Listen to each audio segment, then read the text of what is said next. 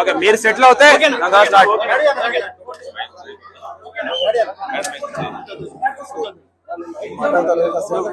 మాట్లాడా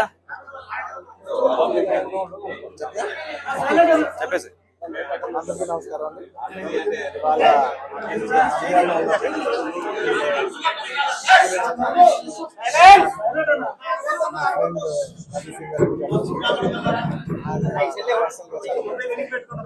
ఎన్నో ఆల్మోస్ట్ 13-14 సంవత్సరాలుగా ఆయన పాలిటిక్స్ లో రాకముందు నాకు వారానికి వారానికి ఒకసారి లేదంటే 10 రోజులకు ఒకసారి 2 సార్లు కలిసేవారు. కానీ గత 5 ఏళ్ళుగా నాకు ఆల్మోస్ట్ నాకు 6 నెలలకు ఒకసారి కలుస్తాను. అక్కడ తెలిసి నాకు ఎంత కష్టపడతాను, నిజంగా ఎంత కష్టపడుతున్న మనిషి కోసం వచ్చి కూర్చోవాలని నేను చాలా లోపల నుంచి అనిపించి నేను వచ్చాను. అండ్ ఆయన లాస్ట్ టైం అందరికి తెలిసిందే, క్లోజ్గా ఫాలో అవ్వాలి తెలుసు.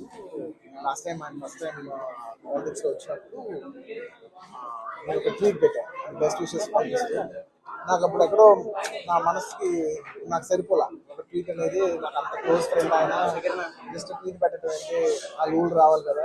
వాళ్ళు ఎక్కడ ఉంటున్నారో అక్కడికి వచ్చి మనం ఆయన ఏదో జుబ్లీ నుంచి బయటపడడం, ఒక ట్వీట్ పెట్టడం కాదు కదా. ఆయన కోసం వచ్చి ఆయన ఇంటికి వచ్చి ఆయన సపోర్ట్ చేయాలి కదా. నాకు అప్పుడే అనిపించింది. నాకు చాలా సో ఈసారి ఎలాగైనా మళ్ళీ కంటెస్ట్ చేస్తే రావాలనుకుంటున్నాను. వచ్చాను. కేవలం ఇది నేను పర్సనల్గా నా ఫ్రెండ్ కాబట్టి నేను మా వైఫ్ మాకు బెస్ట్ విషెస్ చెప్పడానికి రవి గారు తీసుకొచ్చాను. I wish all the best Ravi. మీరు 5 ఏళ్ళు చాలా కష్టపడ్డారు.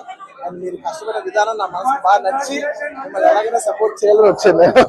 అంటే అంతకుముందు ఆల్మోస్ట్ వారానికి 10 రోజులు ఒకసారి కలిసేవాళ్ళం మనం. అలాంటిది మీరు 6 నెలలకు ఒకసారి కూడా కనపడట్లేదు. ఎప్పుడైనా ఒక సరదాగా వచ్చినా కూడా ఆయన ప్రాణంతో నంద్యాల నన్ను మొత్తం నంద్యాలతో నా రూమ్ లో తీసుకొచ్చాడు. ఎప్పుడైతే మూడు. సో అంత కష్టపడే మనిషికి ఖచ్చితంగా విజయం సాధించాలని నేను మనస్ఫూర్తిగా కోరుకుంటూ ఆయనకి పొలిటికల్ కెరియర్ లో ఎన్నెన్ని మెట్లునో అవన్నీ ఆయన అచీవ్ చేయాలని, ఆయన అచీవ్ చేస్తే నేను చూసి పర్సనల్గా భరిస్తాను. I wish all the best. Thank you so much. Thank you. నేను చెప్పాలి,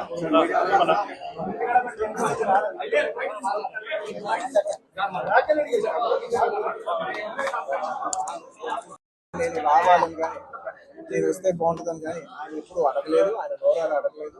నేనే ఆయన చెప్పాను, రవి నాకు ఇలా రావాలని అన్నా కూడా ఆయన యూత్ బ్రదర్ మీకు ఇబ్బంది అవుతుంది అని ఆయనగా అన్నా కూడా ప్యూర్లీ నా కాల్. ఆయన వద్దన్నా కూడా అసలు ఎక్కడ ఏం లేదు కదా, నాకు రావాలన్నా రావాలి. నా ఫ్రెండ్స్ అంటూ ఎవరైనా ఉంటే వాళ్ళు ఏ ఫీల్డ్లో ఉన్నా ఏ పార్టీలో ఉన్నా నాకు పార్టీకి సంబంధం లేకుండా నా మనసుకు నచ్చిన వాళ్ళు ఎవరైనా ఉంటే ఎవరు ఏ ఫీల్డ్ అయినా ఉంటే నేను వచ్చి వాళ్ళని సపోర్ట్ చేయాలని నాకు మనసుకు నచ్చితే చేస్తాం కదా. అండ్ ఆయన అస్సలు ఏం చెప్పాలంటే ఆయన అస్సలు ఏమాత్రం ఆయనకున్న సంస్కారానికి, ఆయనకున్న గౌరవానికి, ఆయనకున్న ఫ్రెండ్షిప్కి ఆయన ఏ రోజైనా నోరు చేసి అడుగుండొచ్చు. కానీ ఆయన అసలు ఎప్పుడు అడగలేదు. నేను ఆయన అడగలేదు కాబట్టి నాకు ఇంకా ఉంది. అదే ఆయన అసలు ఎవరైతే అడగలేదు, ఎంత క్లోజ్ ఫ్రెండ్ కూడా అడగలేదు, నేనే చేయాలని చెప్పి నాకు లోపల నుంచే ఆ ఫీలింగ్ అనిపించింది. నేనుగా వచ్చాను. ఆయన కొంచెం అక్కర్లేదు బ్రదర్ మీరు ఇబ్బంది పడతారన్నా కూడా పర్లేదు రాదు, నేను వస్తాను 100% ఆయన సపోర్ట్ చేద్దామని వచ్చాను. ఎందుకంటే ఈ 5 ఏళ్ళలో మేము మామూలుగా చాలా మంది చూస్తూ ఉంటాం కదా. 5 ఏళ్ళు మామూలుగా ఏదో ఫస్ట్ లో కొంచెం కనబడి ఏదో లాస్ట్ లో ఒక సంవత్సరం ఒక 6 నెలలో సంవత్సరం తిరుగుదాం అనే ఒక మైండ్ సెట్ ఉన్నారు. కానీ రవి గారు అలా కాకుండా 4-5 ఏళ్ళు ఆయన మొత్తం ఆయన ప్రాణం, ఆయన మనసంతా కూడా ఆయన నియోజకవర్గం మీద ఉంటే నాకు అర్థమవుతుంది ఎంత అంటే ఒక కష్టపడి పనిచేసే పర్సన్కి అవతల పర్సన్ కష్టపడుతుంది నాకు తెలిసిపోతుంది. ఇంత సిన్సియర్గా చేసే మనిషికి 100% నేను నిజంగా నేను ఇంకెవరి గురించి నేను ఇంత గ్యారంటీగా చెప్పలేదు. ఈ వ్యక్తి ఇంత కష్టపడ్డారు నేను దగ్గర నుంచి కళ్ళారా చూశాను కాబట్టి నేను చెప్పలేదు.